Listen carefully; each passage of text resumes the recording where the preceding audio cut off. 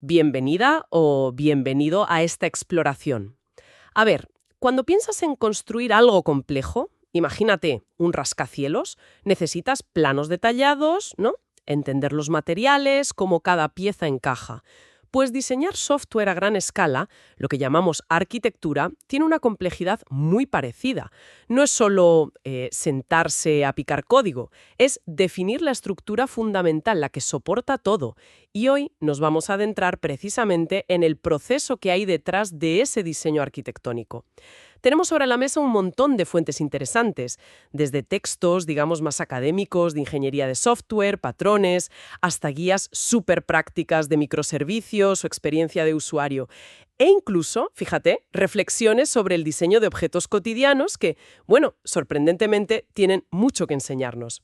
Nuestra misión hoy, pues trazar ese camino, desde que tienes una idea, una necesidad, hasta que llegas a una estructura de software que sea robusta, eficiente y, muy importante, adaptable.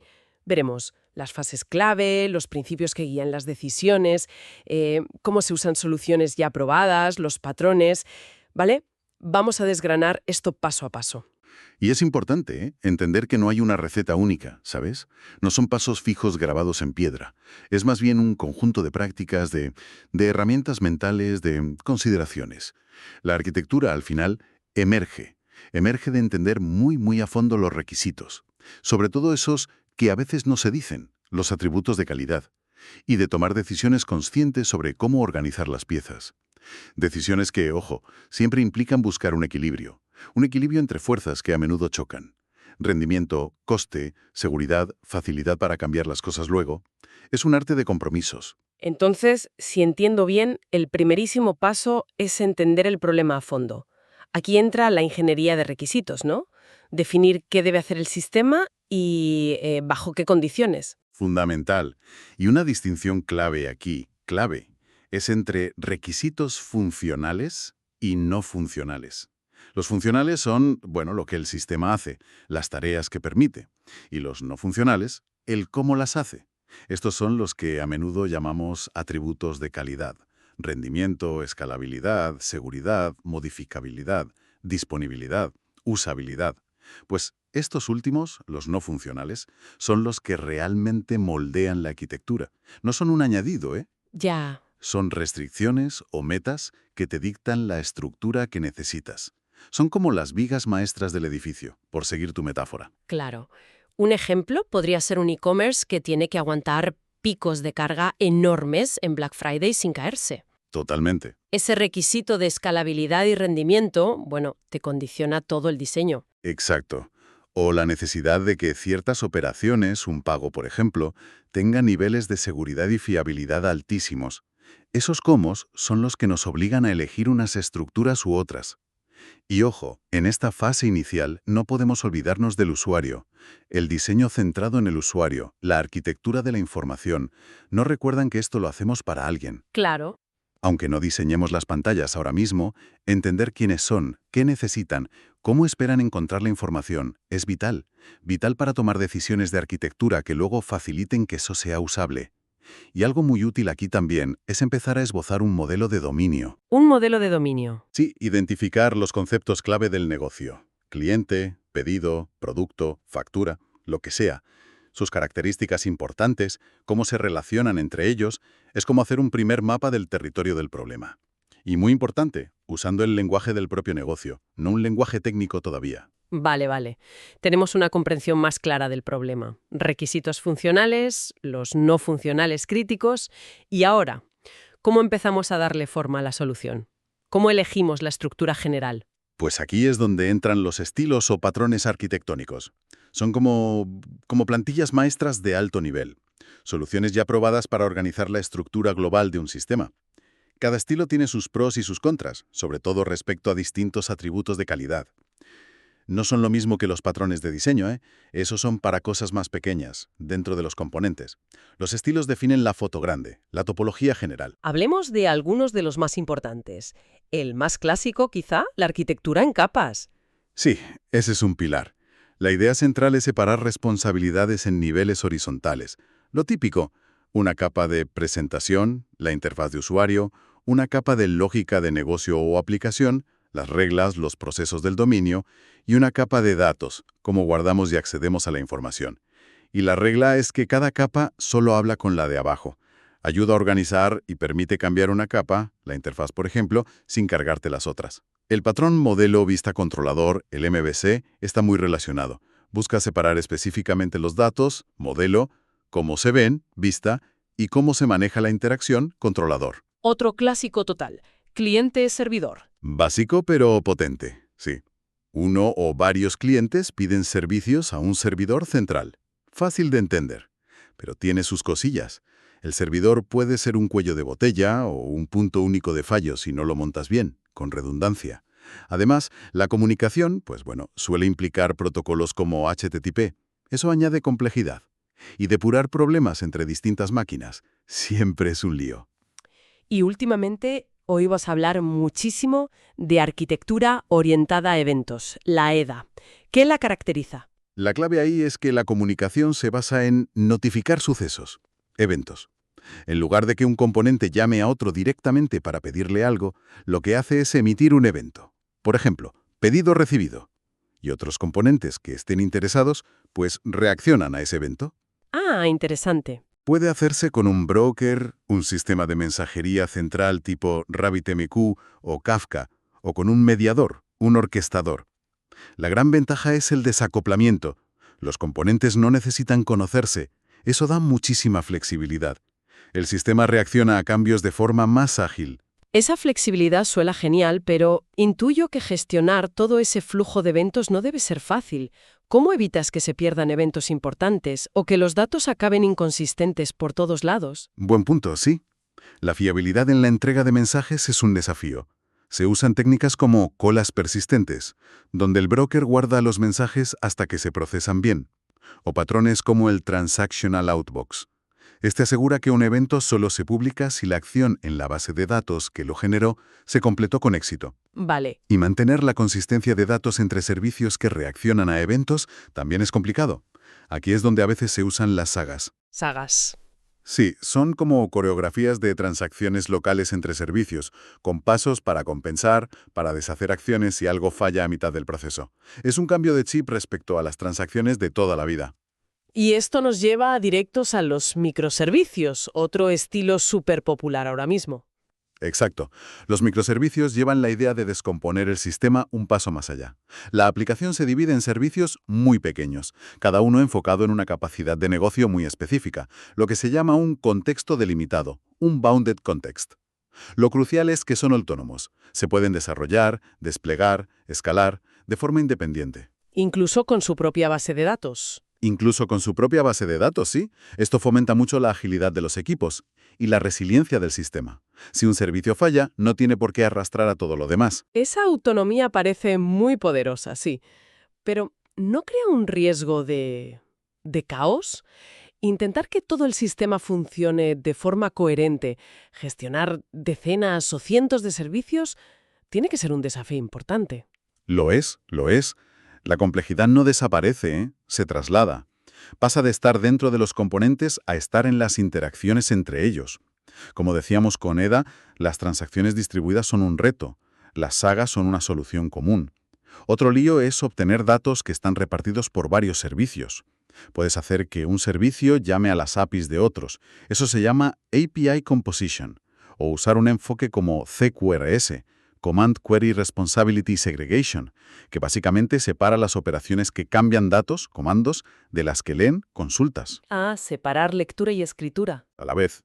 Luego está la comunicación, REST síncrono o mensajería asíncrona, cómo se encuentran los servicios entre sí, la monitorización. Son cosas que requieren atención y herramientas específicas. Como los API Gateways, que hacen de punto de entrada único. Queda clarísimo que elegir un estilo arquitectónico implica contrapartidas importantes. Vaya, que no hay una solución mágica. Exactamente. La elección depende muchísimo de qué atributos de calidad son prioritarios para ese sistema en concreto, del tamaño y la experiencia del equipo, del contexto del negocio.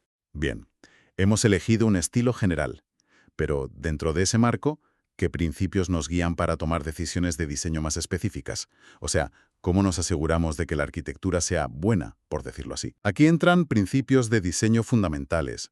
Nos ayudan a crear sistemas más mantenibles, flexibles, robustos. Dos de los más importantes, quizá los más, son el acoplamiento y la cohesión. Ajá. Buscamos siempre un bajo acoplamiento entre componentes, que dependan lo mínimo posible unos de otros. Así, si cambias uno, no rompes 20 más. Claro. Y a la vez, buscamos una alta cohesión dentro de cada componente, que sus partes internas estén muy relacionadas, enfocadas en una única responsabilidad clara. Un componente cohesivo es más fácil de entender y de mantener. Otros principios clave tienen que ver con manejar la complejidad y las dependencias. La abstracción y la ocultación de información son esenciales. Ocultar los detalles. Eso. Exponer solo lo necesario a través de interfaces bien definidas, ocultando cómo funciona por dentro. Y el principio de inversión de dependencias es muy potente. Nos dice que los módulos de alto nivel, los que definen políticas, no deben depender de los de bajo nivel, los que implementan detalles. Ambos deben depender de abstracciones, de interfaces. Esto invierte la dirección natural de la dependencia en el código y da una flexibilidad tremenda. Y pensando en que el software siempre cambia, hay principios específicos para facilitar esa evolución. Sí, claro. Diseñar para el cambio y la modificabilidad es crucial. Principios como el de responsabilidad única. Una sola razón para cambiar. Componente, una sola razón para cambiar. Y el principio abierto-cerrado. Abierto a extensión, pero cerrado a modificación. La idea es estructurar todo de forma que añadir funcionalidad o cambiar algo, pues requiera tocar lo mínimo posible. Idealmente, añadiendo código nuevo en lugar de modificar el que ya existe y funciona. Sin embargo, a veces vemos arquitecturas que parecen, no sé, excesivamente complejas para el problema que resuelven. ¿Cómo equilibramos todos estos principios con la necesidad de simplicidad, que a veces parece olvidada? Es una tensión constante, y muy importante que lo menciones. Hay que luchar activamente contra la sobreingeniería. La arquitectura debe ser apropiada para la escala y la complejidad real del problema, no para escenarios futuros superhipotéticos y muy improbables. Donald Norman, hablando de objetos físicos, critica la featureitis, ¿sabes? Esa tendencia a añadir funciones y botones innecesarios que solo complican el uso. Sí, totalmente. En software pasa igual.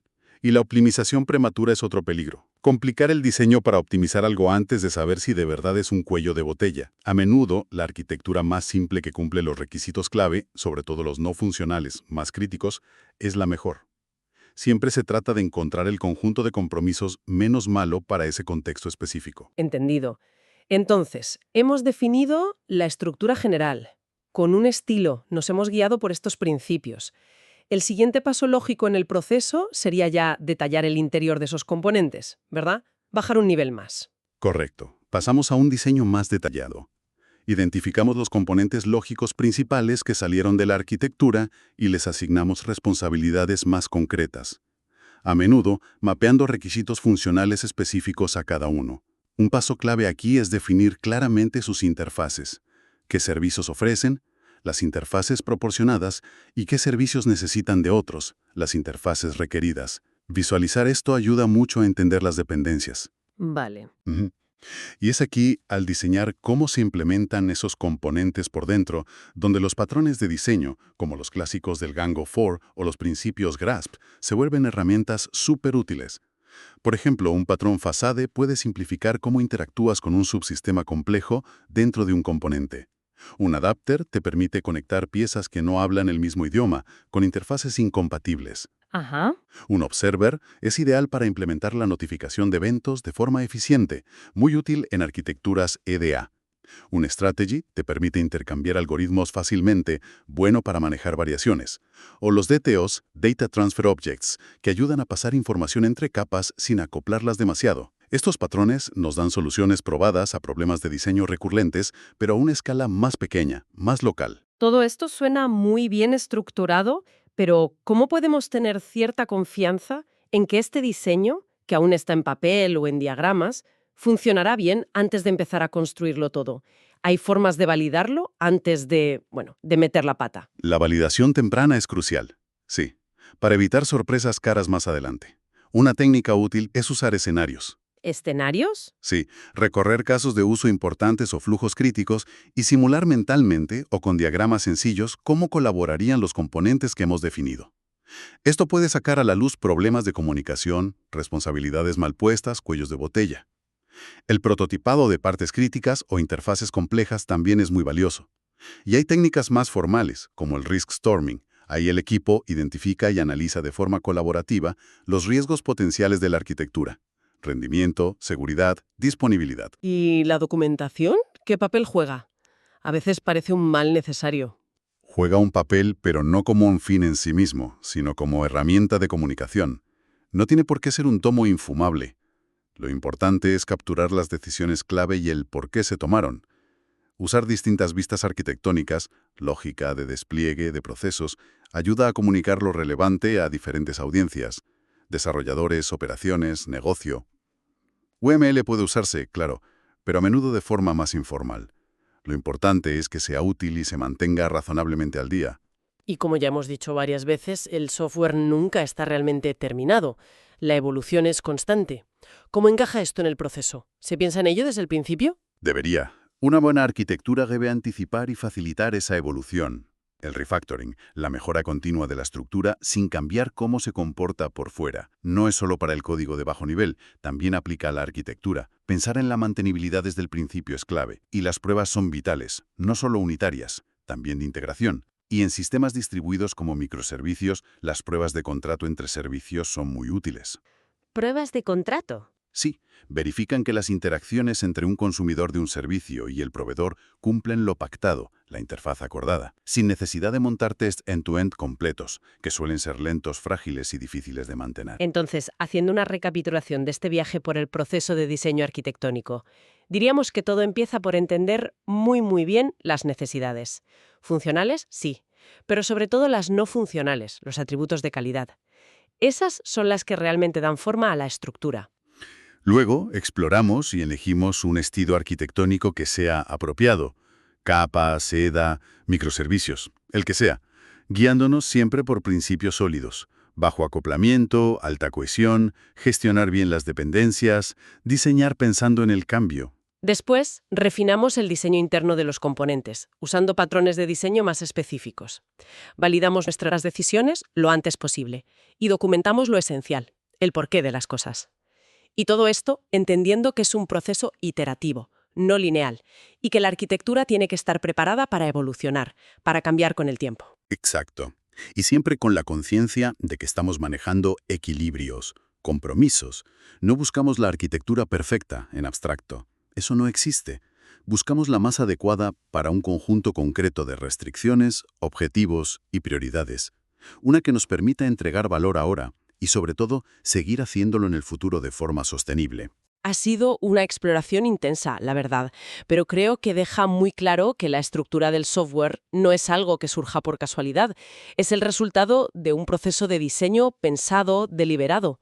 Y para dejar una última idea sobre la mesa, algo en lo que pensar.